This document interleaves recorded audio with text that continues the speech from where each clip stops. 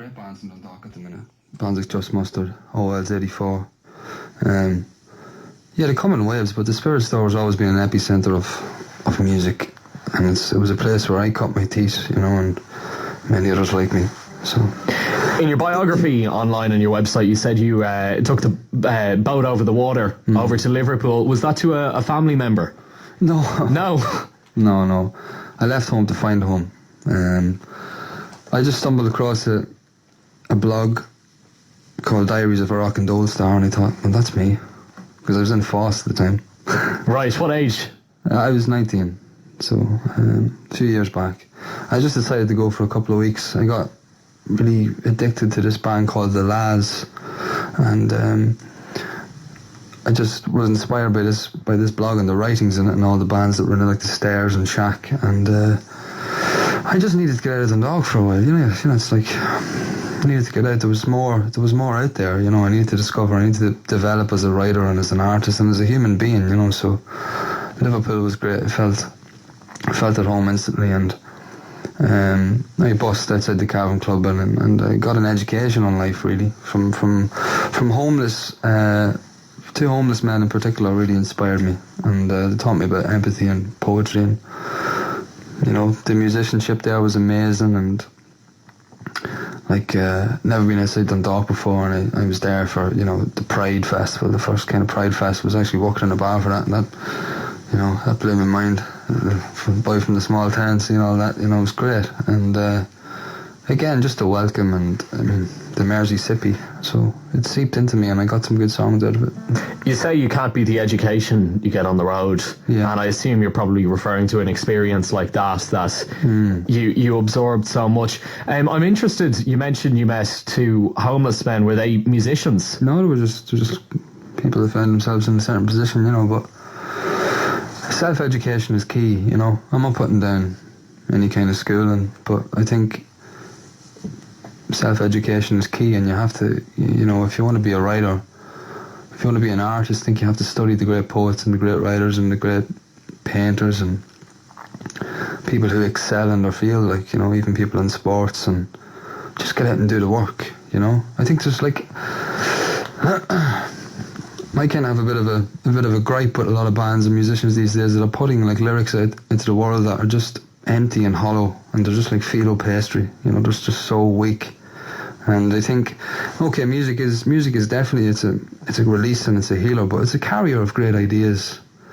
And my advice to any young kid starting it is just to be yourself. Don't be singing in an English accent or an American accent. Just sing in your own accent. Be yourself. Do it because you love doing it, not because you see any monetary gain, or you see the lights and all this. Do it because you want to get better as an artist, and you want to put something out into the world that might benefit us all. Because that's what art is for. It's a great healer, and it's gonna religion is dead. Politics politics. And an album or a great record or a painting or a poem is always going to mean more to a kid than any of that stuff. You're still very young. You're only 23, but when you were, I assume you've been playing guitar and singing for years since childhood. Was it always the dream, and was it always the aim as a musician to spread ideas out there and inspire people with your music? Yeah, it was, because it inspired me, and like Damien Dempsey and Jinx Lennon were the first men that I heard singing in their own accents, and I wanted to do the same. As a kid, you just want to express yourself. As an angry teenager, you just want to find your avenue of expression, and music was just mine, and writing was mine. And then I, discovered the true songwriting, and through that form, that I could discover, deeper things about my own soul. And if there's one person in this universe that you can really understand, it's yourself. And I think we need to do the work. We need to do the inner work and go within and try to get some answers. But again, as well as that, it's just a beautiful medium to find like-minded people out there that are on the same wavelength, and again, we're all in this together, and we know it. Do you hope that people listening to your music will go through some sort of process of self-exploration and find out more about themselves? Maybe. Well, that's what I'm doing. That's what I'm doing. I'm just trying to create. I'm creating this narrative narrative world through my songwriting, and kind of holding out my hand and just inviting people to go for walks. I'm a tour guide, really. A musical tour guide. I like that. Yeah, I like that. Without further ado, I think we'll have a listen to the first song you're going to perform. David Keenan on FM 104's Open Mic. If you'd like to introduce the song, David. Yeah, this song's called Lawrence of Arcadia. Take it away.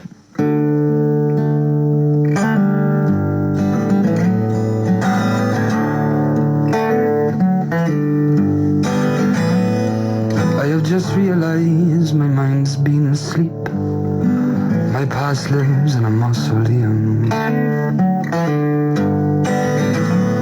I sell postcards of spin outside the GPO to remind us of sunlight in winter. It's a thankless job, but poetic tendencies just will not pay my rent.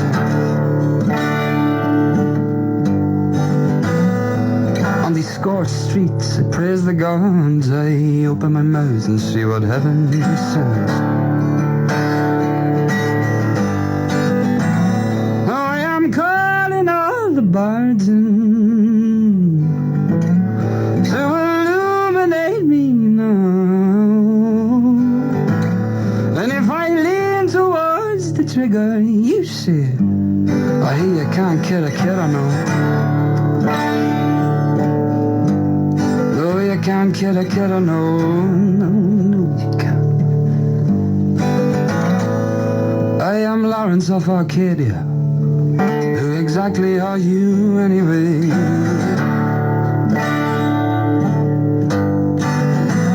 You're looking at the last known bar stool prophet to retire early from the trade.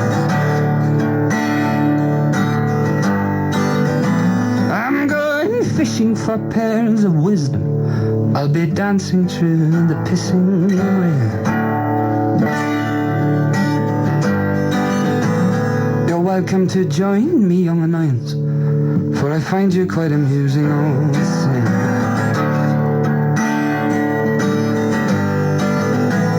Now I am calling all the birds in to illuminate us now. Trigger, you say, I hear you can't kill a killer now. No, you can't kill a killer, no. I must consult Christie, selling bin tags from his liberated bicycle of gold.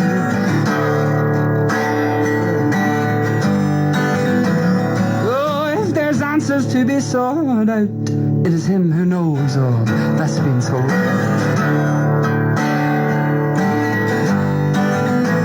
Oh, now eat your dinner off my shoes, barber, outside his hungry door.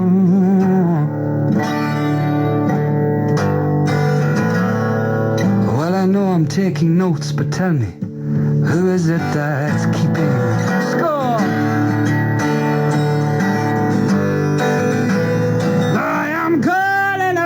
Birds and to illuminate us now. Should my words flow like the river, you say, I hear you can't kill a killer, no. No, you can't kill a killer, no. No. Oh, you can't kill a killer, no. Can't kill a killer, no.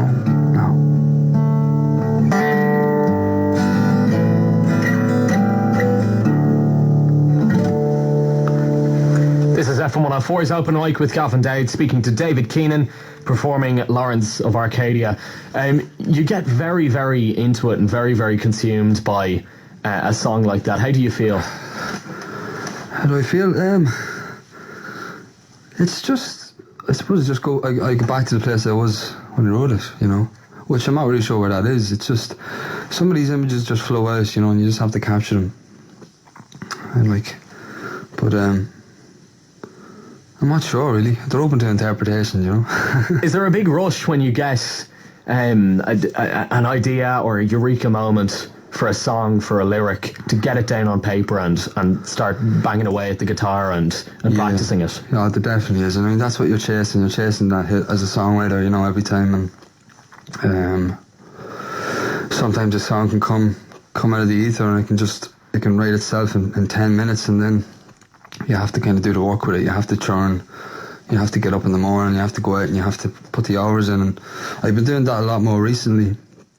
Just getting out to the shed each day and chiseling away, and whether it's one line or whether it's 2 songs, you know what I mean? You have to put the work in. You can't just sit around and wait for inspiration to fall into your lap. It happens sometimes, but most of the time, I found since I've started doing that, I'm writing a lot more, and you're inducing a good flow, and you're staying in that place, and you're in that creative place, so. Do you find it lonely? Lonely in what sense?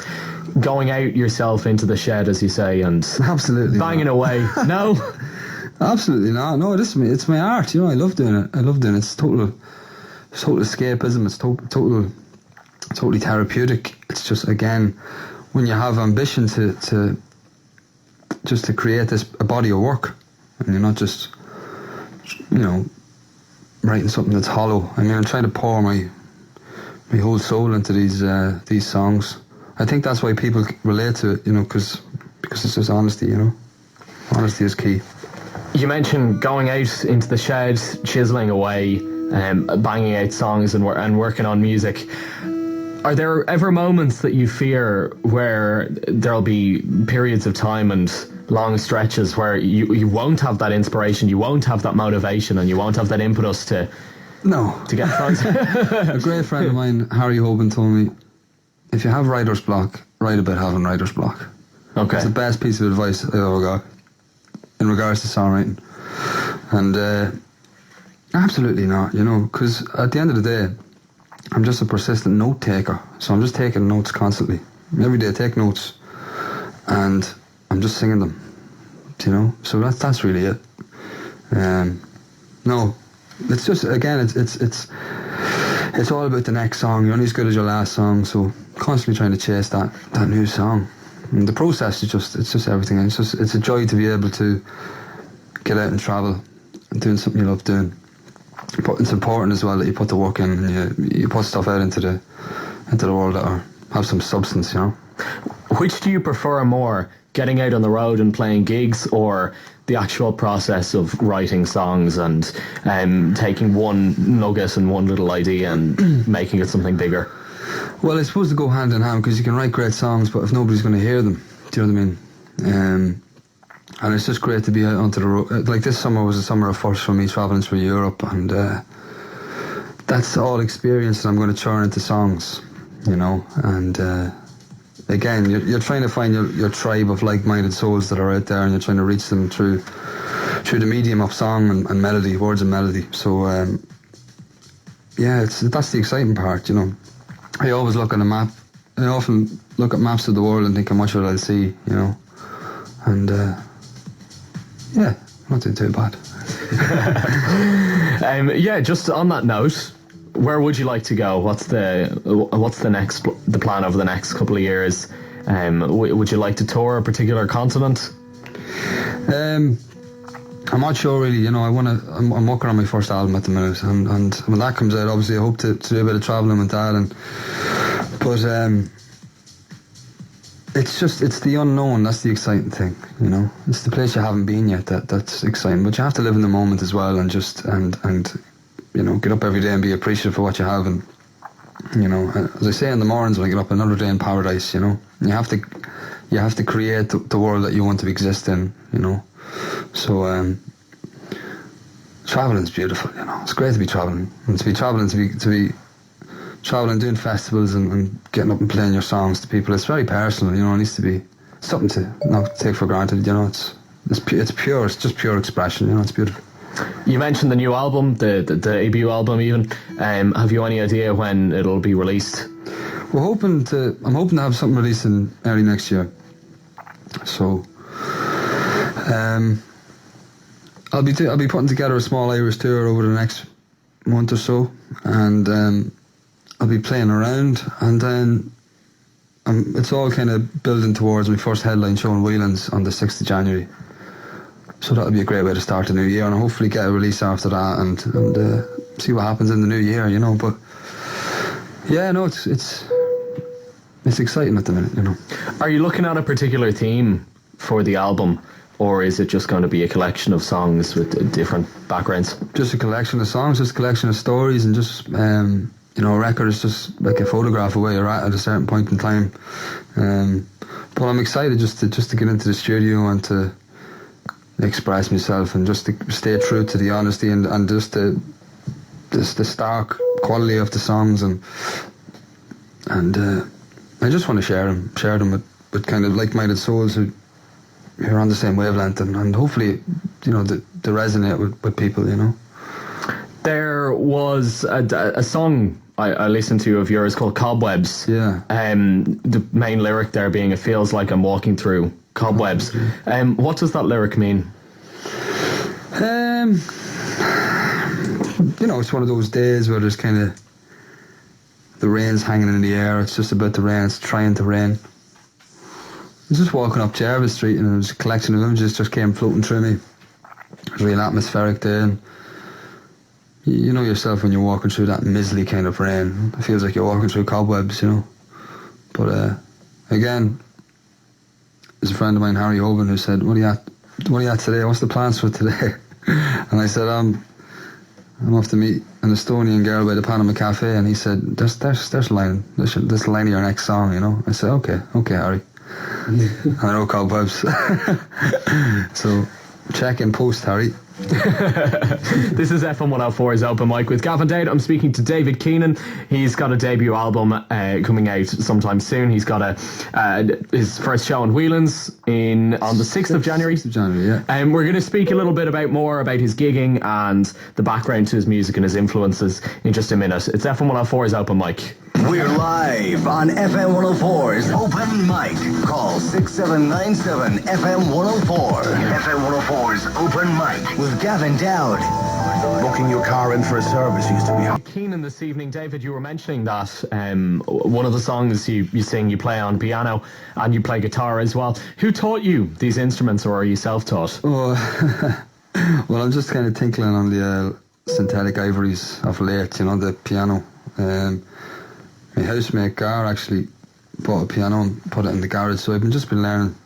You know, you pick up a couple of chords off someone, but from a songwriting point of view, I can't recommend it enough to anybody thinking about taking it up. It opens up a totally different world of just melody, and just, it's so freeing, you know. So yeah, the next song I'm going to play, I wrote it on the piano, but yeah, it was self-taught on the guitar. It was just something that I again, when I was a kid in primary school, that I picked up a couple of chords, and then I just gathered dust in the corner for a couple of years until, you know, it was either play the guitar or maths homework, you know. So it was an easy choice, you know what I mean? But yeah, I can only really play David Keenan songs because of that, you know. I need planning permission if I start going down the neck. I know a couple of chords up, just the basics, but I mean, that's all you need. 3 chords and the truth, man, that's all you need. It's a good motto. It's a great motto, actually. One of your songs, El Paso, I read you wrote it at age 15. Yeah. Is that right? I was a bit younger than that, actually. You were sort of bottling it up for all those years, and it wasn't released until recently enough. Is that right? Yeah, well, because it was just a song that I wrote. It's looking back, El Paso was like an ode to youth, you know, and it was something that I wrote at the time, inspired by my hometown, and it was just something that we'd play in the band. I was just starting to write my own songs, but it was something that would just be picked up and sang at a party or something, you know. And to be honest, like, it wasn't released because I had no real ambition at the time to release anything. I was kind of going around in circles myself in my own head, you know. So that's why I didn't see the light of day for a few years. But yeah, I still get calls for it at the gigs, you know, which is fine. I love that song. It's been very good to me. Do you have a favourite song of yours? The next one. Okay, well, that's a good Well, introduction to us. not the next one, the one I haven't written yet, you know. It's just like, you know, it fluctuates, you know what I mean? I try, you know yourself, a lot of people who play will relate to this, you know, you never play the song the same way twice. And you just go with your instinct and it takes you where it wants to go. But it's the next one. As a songwriter, it's always the next song, you know. You get some great moments when you get lost in a song on stage and there's loads of different factors that come into that. But, yeah. You're only as good as your last song, Gav. Do you worry about the next song and that it might not meet the standards that you want it to meet? Yeah, but I think over the years, you know, you get what's the word? You know, you have like a compass within. You have like this sieve within that's built in, and you can just you know when something's up to scratch or not. You know, and you're gonna, like, don't get me wrong. Maybe I'll some people's eyes, I've probably written some bad songs, and I might write, you know, questionable material down the line. But you just have to, as an artist, if you want to, you know, you just have to go on that journey of self-discovery and just keep pushing yourself and try out new things. And that's the artists that really inspire me, the people who are prolific, like, you know, people who don't stop. Like who? Like Nick Cave's and you know, like even Paul Weller's new album I think is great, and he's still trying, he's still pushing the boundaries.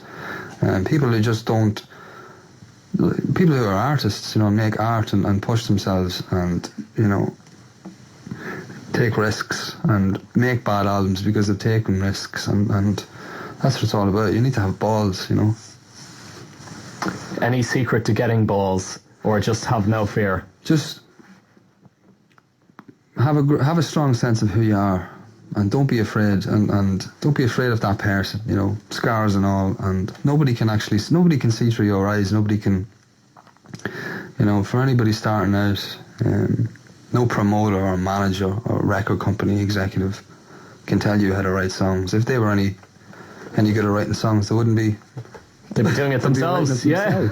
So you know, the artist is the most important thing, and just express yourself and be honest, you know, be proud of who you are, and just don't be a sheep, you know. That's what I'd say. It's David Keenan on FM 104's Open Mic, and I think we'll take another song from you now. Okay. This is the first time I've played this. Usually play it on piano, or badly on piano, but getting there. Very well on guitar though. Yeah. It's called Tonight I Want to Lie With Someone Who Doesn't Care. Take it away.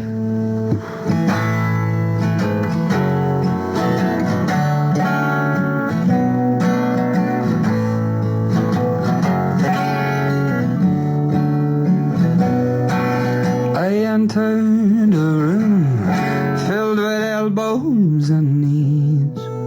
A lantern was hanging by a surrealist painting. I opened my mouth, shrapnel sailed through the air. Tonight I want to lie with someone who doesn't care. Tonight I want to lie with someone who doesn't care.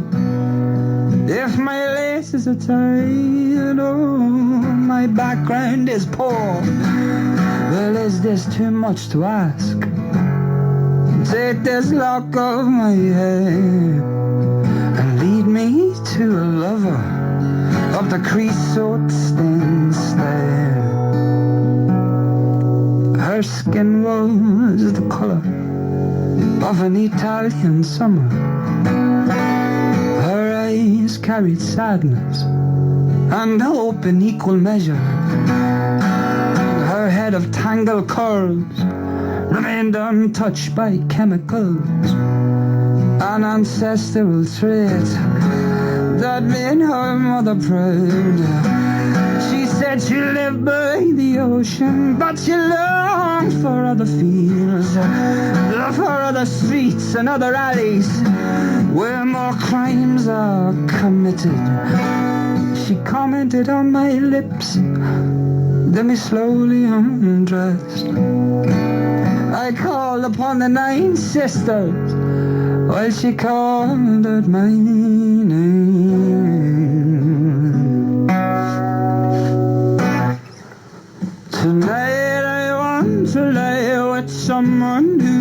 doesn't care. If my laces are tired, oh, my background is poor. Well, is this too much to ask? You take this lock of my hair and lead me to a lover of the creaseau and stands there. Now naked I sit staring on the edge of the bed. Come back down to me, boy, for my feet are getting cold. Though your mind be a hive, your beige body needs its rest. I just sucked on a cigarette like a child on a breast.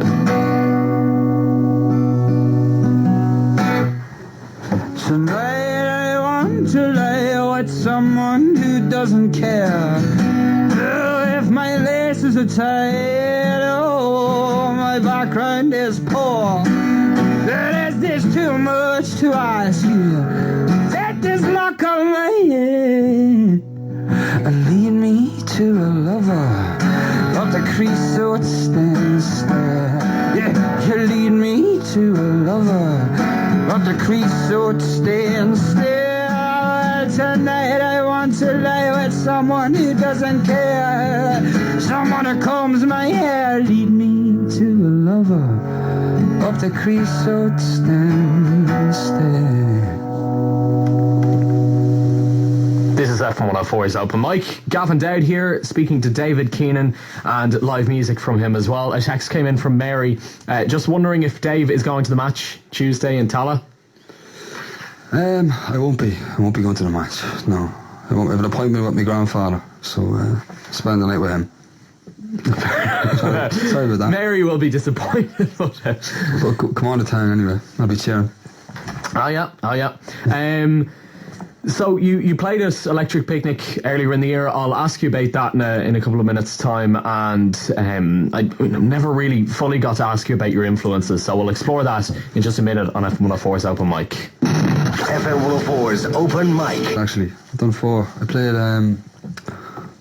I played Abner Brown's, played the picnic stage, and then I done the Jerry Fish tent with the band on the Saturday, which was the highlight for me, to be honest. And then Body and Soul and the bandstand stage as well on the Sunday. So it was great to be so busy at it, you know. But the highlight was with the band. It really was, you know. It was, you know, you do miss that camaraderie when you're just doing it on your own, you know. So just to be playing with the band, and it was just like a super group, you know, to be able to play with those players, you know, it was incredible. You know, Joey Lynch from the Hot Sprockets, and Graham Hopkins from the Frames, David Bellew and Harry Hoban and the Brothers Kane. You know, it was a real special night for me, you know, and to share it with those boys was it was an honour, you know. Do you think over the coming years it's something you'd like to get into, to find some other musicians to play with for the album? You know, yeah, absolutely. You know, I'd love to have the boys play on the album. You know, it's they're just you know, it's just about that, again, the camaraderie, like having a band of brothers to share these moments with, and it's just to elevate the songs as well. The songs were just elevated, and that was the credit to the boys, you know. So yeah, definitely. The boys will be involved in it for the gig. They'll have to be now you've said it. So, that was your first year at Electric Picnic, was it? Well, I played last year, I think. No, I did play. Yeah, I did play last year. In the minefield or something. I think it was just a smaller stage. So I was great to play this year. The Jerry was great. He put that together, and real, you know, theatrical kind of vibe in that tent, and it was just brilliant, you know. And the rains were with me as well. I think it rained about 20 minutes before I went on stage, so, you know, that helps people. Everyone was dragged into the tent, yeah. Yeah, it was great. So the gods were looking down on me that way. You know. You mentioned the gods. Maybe it's just sarcastically, but are you a religious man? No, I'm not religious, but I think there's a lot of holiness, and I think, you know, the institutions or whatever, you know, back in the day, they stole that word holy, and I think it applies to music, you know, and experiences through music and art and just life, you know. You know yourself, you know, you feel a lot of love between your friends, your family. You can be in certain situations where there's a lot of energy, you can feel it, you know. You can't dismiss all that. That outdates religion, you know. So, are they the kind of feelings you get when performing live? Absolutely, yeah. You tap in, you can tap into this greater thing. This, you know, anybody that does it will tell you that it's just timeless. You get lost in that headspace, and it's just, you know, it's spiritual. You know, it's that's why it's such a privilege to be able to get up and do it. Do you know what I mean? So, it's a blessed existence, doing something that you love doing, expressing yourself. It really is, and yeah. It mentions in your biography online that you've played alongside Glenn Hansard. How did that come about? Well, I first met Glenn in the Spirit Store in Dundalk. I think it was 3 years ago. It was a Women's Aid fundraiser, and I was playing downstairs at about 7:30, I think, earlier on in the night, and I think it was Grania Hunt that seen me and maybe had a word. I think that's what happened. But he called me up on stage anyway to play a song, which I wasn't expecting. I was actually outside at the time, and because he was playing a song on the piano, I got quite emotional, actually, to be honest. And I had to go out and get some air. I was talking to this girl that was cutting my hair at the time. Well, you know, not at the time, but, you know, a few days previously. And I said, you know, if I ever met him, I'd love to sing him this song called Matchbox that I wrote about my grandfather. And my friend Farad just came booting down the stairs and was like, he's asking you up on stage, you know. And so that was just an absolute trip. That's why I first met Glenn. I supported him last year in Vicar Street as well, which is an absolute privilege, you know. So, but the Glenn Hatches and the Damien Dempseys and the Fake No Brain-Ons and Liam Whaley's and Ronan O'Snuddies, you know, these are men who are in it for the right reasons and always have been and always will. Just pure love of music and connection and expression and putting, you know, stuff out into the world that is credible, it's honest, and it's holy, and there's substance to it.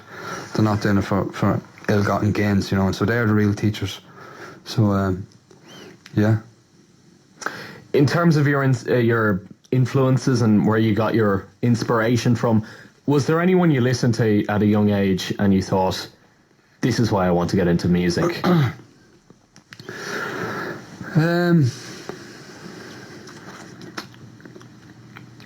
Well, I mentioned like Jinx Lennon, and that was just real. Like it was just as I said, it was balls. It was like punk, but it was really like it was an education listening to Jinx. You know, the topics that he was raising. You know, and I got into that when I was about 14. And then Damien Dempsey singing in his own accent, and just the way he would play live, just pouring his guts out into it, no half measure, you know, as if it was his last gig. And then like I think it was the Libertines were the first band I got into. I think, you know, it was the first band that had a profound impact on me. It was the lyrics, and it was just the attitude, and they were just singing about their surroundings. You know what I mean? There was no marzipan, there was no, you know, bubble gum trying to, you know, it was just like honesty, realism, you know. And I just wanted to walk the streets of Camden listening to them. And I love artists who create their own world and invite you in, you know. And they were like one of those bands. But it's always been like lyric heavy musicians like Bob Dylan, Leonard Cohen, Nick Cave. To take that back to your own songwriting, are your songs, do you feel, driven by lyrics rather than melody? Or I think so, definitely. So do you do you write the lyrics first, or does it totally depend on? Definitely. Well, you know, it's the muse doesn't discriminate, you know, if you want to put it that way. But again, as I said earlier, it's just about taking notes and writing every single day, and you might get something. And being aware when you're walking the streets. You might hear something from a conversation. Being aware of your subconscious as well when you're dreaming. You know, like I got a couple of songs, The Groundskeeper and James Dean, out of just pure vivid dreams, and then imagination. You know, it's really key to hold on to imagination and try to say something that hasn't been said in a way that it's not. You know, it's not the like words are just such a powerful thing. You know, like someone said to you, spell something. You know, words are spells. Do you know what I mean? And they can really take you somewhere, and you can really go on a trip with words and language, and it's communication, and you know, so melody as well is just the carrier of that, you know. But it's all about, I just love artists who are real lyric heavy. Like I was actually listening to on the way in, I'm not sure if I don't want to be ignorant and say she's Australian, maybe she's from New Zealand, Courtney Barnett. Yes, she's Australian. I know, yeah. Yeah, I'm listening to what is it? I think it was her first album. It's on my phone, but it's just like, yeah, real primal guitar and just incredible lyrics. Brilliant. Mediocre at best, is it? Someone might text and tell us the name of that tune, but yeah, just honesty. Do you know what I mean? Just I just love honesty and people who are using their imagination and not just kind of, you know, putting lyrics in songs that you'd read off the back of a cornflakes box, you know. There's an Irish poet, Paul Durkin, and I think there's a quote about him, studied him for leaving cert, so that's fresh in my mind. Because my girlfriend actually made me aware of Paul Durkin really recently. I hold my hands up, I hadn't heard of him since that. Brilliant. Yeah, and totally honest. Oh, he was talking about, don't know if you know the one he's playing, is it a Gaelic match for sport, I think. Grange Gorman, mental hospital, yeah. And he's in excellent goals. poem. Yeah. And it was the first day his father came to see him, and like it was the first time his father actually, you know, gave him a bit of praise afterwards. He made a few saves, and the father said, you know, well done, son. And Paul Durkin says, you know, I just won on the winning team for Grange Gorman Mental Institution, and you know, maybe in my father's eyes I would never reach those heights again. Yeah. It's an excellent ending to the poem. But I think there's a quote from Paul Durkin where he's describing his poetry and the process of writing poetry, and he says it comes straight out of your guts. Absolutely. And I've a feeling that that resonates in your songwriting as well, and in the people you listen to. Absolutely. It's just honesty and, you know, just express yourself and you know. Yeah, no, Paul Durkin's great. He's just brutally honest and you know. That's what we need. Yeah, we do need it, because it's so easy to kind of put on the big cheesy smile and sing these empty lyrics and, you know, give me your money, come to my gigs, give me your money. You know, it's like, Jesus Christ, you know what I mean? Will you just say something that's worth saying? You know, I'm not saying that I'm any kind of prophet or anything like that, but, you know, there's a lot of great Irish artists at the minute that are doing that, like Junior Brother, for instance, a guy from Kerry. I mean, he's fantastic, and recommend anyway to check him out. And there's a band from Dublin, Pillow Queens. They're brilliant as well. Harry Hoban and the Brothers Kane, Orwell's 84. You know, they've all got a message, and they're all... There's a new wave coming up of Irish artists that are really know who they are, and they're not afraid of being Irish. And the days of like Paddy Wackery are all gone. We don't need to rely on that bullshit anymore. Do you know what I mean? We're better than that. You know what I mean? So, and that's coming across. You know, you go to a gig in Dublin and you go and see these acts, and you'll see that. Not acts, but you see these artists rather, and you'll see that. What do you mean by Paddy Wackery? Paddy Wackery, do you know what I mean? Just like Riverdance kind of. Do you think it's important that we remember our Irish musical roots? Irish music is steeped in history, I suppose. Absolutely. Do you think it is important that we respect it? Absolutely, no, that's what I'm all about. Tradition, like, you know, yeah. Absolutely. How can we embrace? You know, we need to embrace the present, but to move forward, we need to embrace our history, and I think there should be some sort of scheme in primary schools where people of a certain age should be paid to go in and talk to kids. This is primary source, do you know what I mean?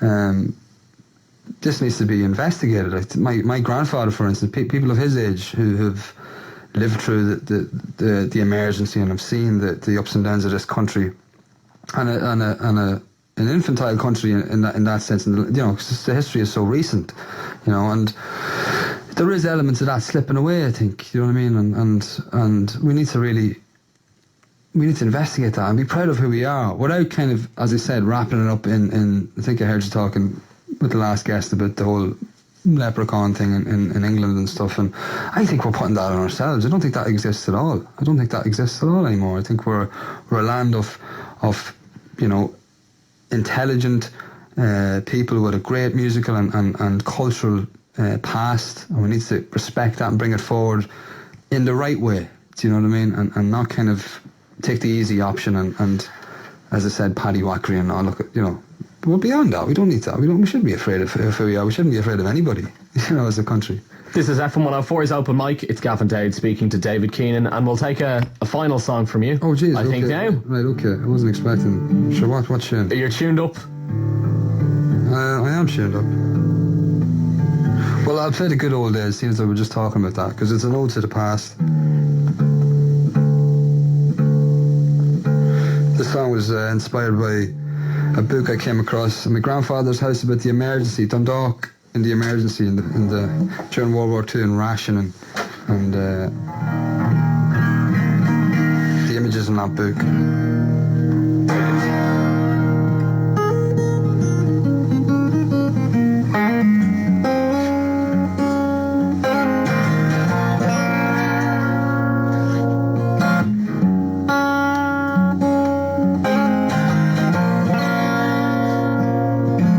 Won't you meet me down by Barrack Street, where the sailors all come in to greet their families?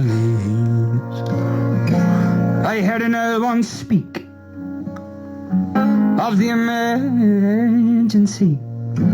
hiding cold under a baby and its pride. And that's where my mother's mother was raised on bread and butter, mapping those streets in the creases of her palm. The fathers converged on the bars and prepared for the coming of the glimmer man.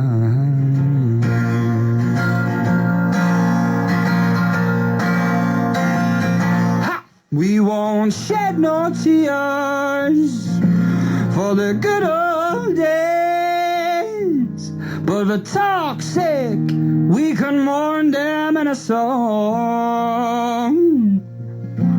And the truth be told, they're what made us so. I'll say God bless you, and bless all who belong to thee.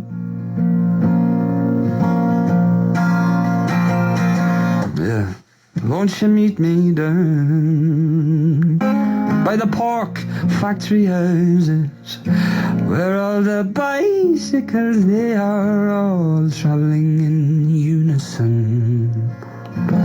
That's where the latch was forever left on every door. I keep your eyes peeled for them peelers in the dark, man. Not money, and to those that stung me, I would greet them all with the tipping of my cap. So let's escape and go to a picture show in the picture house where the navvies and the banshees roll.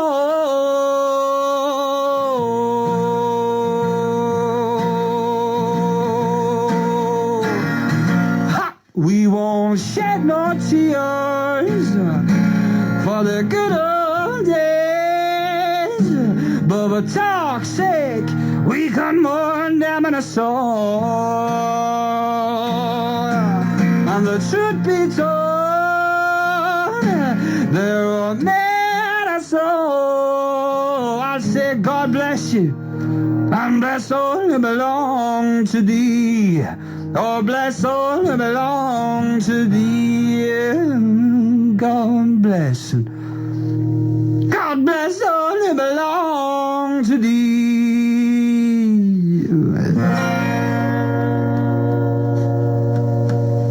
This is FM104's Open Mic. Gavin Dowd speaking to David Keenan. David, you mentioned your grandfather a few times during the chat. Is he a very important person in your life? He is, because he's my grandfather, but as I said, because he's a Shanachie and he's a storyteller, and that generation has to be respected. You know, we're all about moving forward with our iPhones and these technological advances, but you know, the imagination is might be suffering, and the art of conversation might be suffering because of that. And my generation, I think, has a big responsibility, to make the younger kids aware of that. Get your head out of your phone and go and write a song or do something productive. Do something creative. Listen to your grandmother when she's talking to you. She's telling a story. Ask her questions. Because when she's gone, she's gone. Do you know what I mean? And you'll be reading about her in books, but she's right there. Just go and ask her a question. And yeah, I suppose if there's anything that I can leave with you from this interview, just go and talk to your grandmother. Go and talk to your grandfather. Write down a few of those stories. Record a couple of conversations, and maybe write a song about your own hometown and put it up instead of putting up a cover of somebody else's song on YouTube. Maybe put up your own song about your own hometown. You know what I mean? Nobody's going to judge you for doing that. You're going to get respect for doing that. So, don't be afraid of who you are and where you come from. And, that's my spiel. That's very sound advice. David Keenan on FM 104's Open Mic. You've said you'd love to travel and explore the world. Have you got any goal for the end of next year?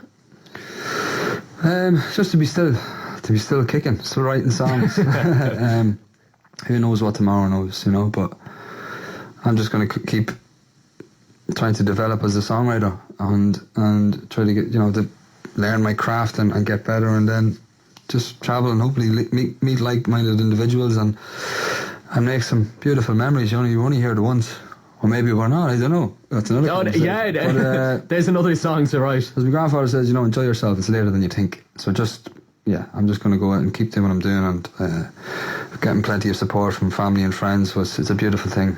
It's a beautiful thing. David, thanks so much for coming on FM 104's Open Mic, and really looking forward to hear the new album, hopefully in the new year. Thank you. Please God. The very best of luck with everything. Thanks, God. Appreciate it. Cheers.